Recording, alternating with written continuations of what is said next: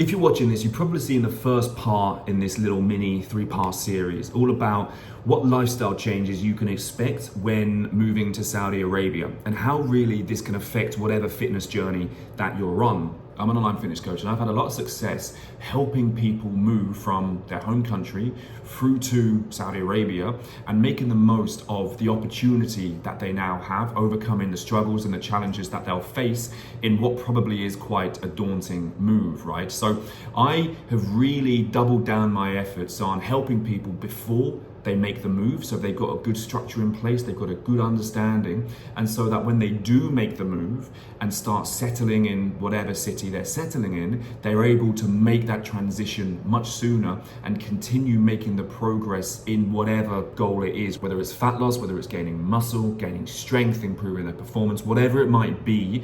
That transitional period is the key to make sure that what you're doing from back home transfers across to what you're able to do here in terms of the new schedule, the new life and everything. In this video, I want to talk about training. As you may have heard, strength training is one of the most important components of transforming your body. And in this video, I'm going to go through some of the practicalities around what you can expect when moving to Saudi. But first, a few important things to consider or be aware of before moving. First of all, public gyms here are not mixed. So you've got female branches and you've got male branches. Maybe that'll change in the next couple of years. Some stuff is starting to creep in, like mixed classes, but in terms of open gyms, public gyms, not mixed, okay? So male only, female only. So if you're making plans on what gym you want to join, just make sure, if you're having a look around Google Maps, you see if it's a male branch or a female branch. A lot of the locations will have both branches together, obviously separate, but in the same location. But others, they'll have the female branch here and the male branch over here. So be mindful of that. The only caveat to this is in compounds,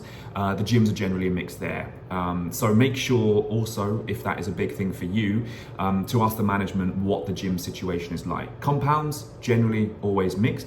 If you're in an apartment block like myself, then you may have like hours, okay? So it may be the gym's open from this time it's ladies only hours, and so on. And just like your accommodation, you're going to have to sign up for like a long period of time. So with the gyms and accommodation, they'll put you on like a year contract, right?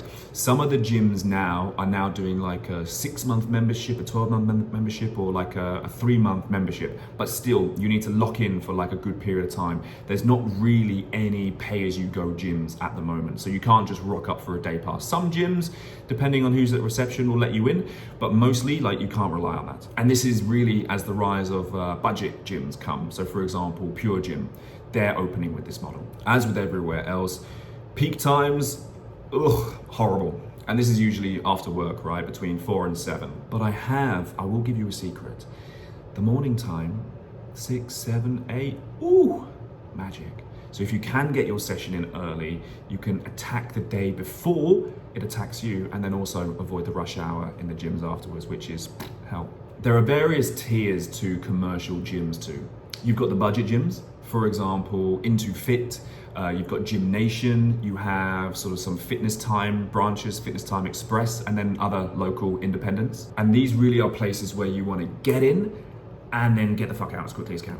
Not that they're bad by any means, it's a gym, right? There's not like a lounge, a pool, a this, etc. Like you just get in, do your session and leave. Then you've got the mid-tier options, places like Evox, Be Fit, Fitness Time Plus, Optimo. And these are more of like a wellness club, right? They may have a pool, a spa, a lounge, a smoothie bar, that kind of stuff. And it really is a nice place to be for a couple of hours. And then you've got like a big jump to super high-end places. And this is one of the places I came in initially when I moved to Saudi.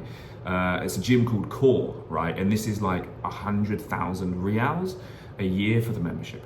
So probably not the most practical version. And then also you've got your other sort of standard CrossFit functional type gyms, which have much more of a community to them. So if you're going, it's really nice to kind of mix with the classes, the people there. And these places are like Arena, Interval Plus, She Fit, RG Fit, and there's a few others. There's a whole host of other gyms. These names I've given are the ones that I'm familiar with, especially being in Jeddah as well. Obviously the commercial gyms have branches everywhere, but if you do have any questions about any of them or stuff that you're looking at, obviously just shout. Now next up, we've got the apartment gyms or the compound gyms. And depending where you're staying, these can be a really fantastic option. Some of them can be better equipped than you would have thought a commercial gym. And obviously those are places where you're paying a little bit more of a premium. Others are more like those really dodgy, terrible hotel gyms where you may have like a treadmill, you've got some pink dumbbells and a Bosu ball.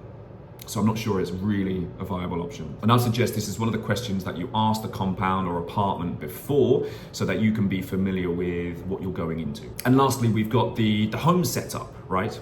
Nothing more convenient than working out at home. So for ease and convenience, I've had some clients actually, go to Amazon, buy some dumbbells, and then at least they can, work out at home in the morning or between things or after work without having to get into a gym. And this is a great option for beginners. The only problem with this is you're going to be building your strength and progressing things. The problem which happens at that point is then you're gonna need heavier things to lift, right? So in order to continue progressing, building strength, you're gonna have to either buy new dumbbells or heavier dumbbells or equipment, or then get into a gym realistically. The most important thing, to be honest, with the training is that you do something and then optimize for that. The other factors in terms of nutrition, in terms of lifestyle, are gonna be huge players within your journey, your fitness journey as well. So please make sure that, the training, just because you can't train as you may like, it doesn't mean that you shouldn't take account of everything else and focus on these other areas. But when you combine all three, training, nutrition, lifestyle, you have a winning formula. So hopefully this gives you an idea around what the situation is like here when it comes to training. What are the possibilities, the options for you? And as I was saying a moment ago, like anything is always better than nothing. And so if you have specific questions, if you want to find out more around what we can do for you in terms of the training side of things, then please just get in touch. My Instagram is below. I've also got a Typeform link there if you want to set up a consultation and we can talk through. And for me, the most important thing is having you succeed in whatever it is you're wanting to accomplish, right? So I'm more than happy to share my knowledge, my expertise, or work with you on a one-to-one basis to ensure that you have everything you need in terms of the run-up to coming to Saudi, the transition coming to here, and then progressing things with time. So make sure you subscribe and follow for the coming videos.